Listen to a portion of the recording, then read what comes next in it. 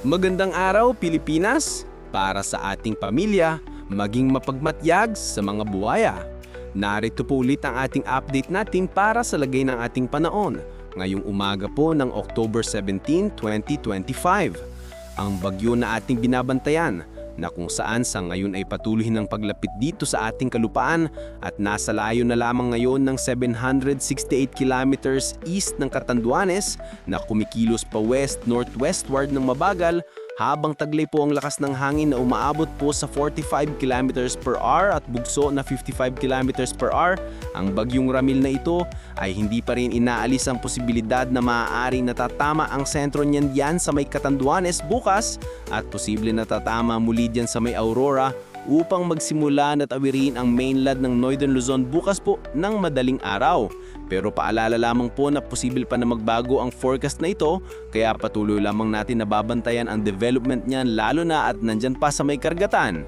At dahil po kay Bagyong Ramil ay nakataas na mayon ang Tropical Cyclone Wind Signal number 1 sa may easternmost portion ng Quezon sa may Tagkawayan, Camarines Norte, Catanduanes, Camarines Sur, Albay, the northern and eastern portion ng Sorsogon sa may Donsol, Pilar, Castilla, City of Sorsogon, Gubat, Prieto Diaz, Casiguran, Barcelona, Bulusan.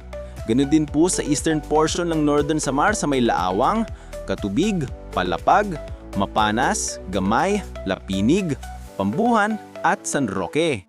Kaya iba yung pag-iingat lamang po, lalo na sa mga nabanggit na lugar at sa posible na daanan ng bagyo. Dahil posible na itaas po hanggang sa Tropical Cyclone Wind Signal number 3 sa lalo pa po na paglapit ng bagyo. At sa atin naman pong mga baybayin, iwasan na muna natin ang papalaod sa mga baybayin ng Northern and Eastern Seaboard ng Catanduanes, ganoon din po sa Northern Seaboard ng Camarines Norte na lalabing baybayin ng Catanduanes and the Northern Seaboard ng Northern Samar dahil ang mga alon po dyan ay posible na aabot hanggang sa 3.5 to 4 meters high. Kaya hanggat maaari ay iwasan na muna natin ang papalaod sa mga nabanggit na baybayin para po mas makaiwas sa mga sakunang pangkaragatan. Para sa mga isyong napapanahon, dapat laging maging in for the nation. Here is our inspirational quotes of the day. Ang tagumpay ay hindi nasusukat sa bilis ng pagdating, kundi sa tibay ng loob sa paglalakbay.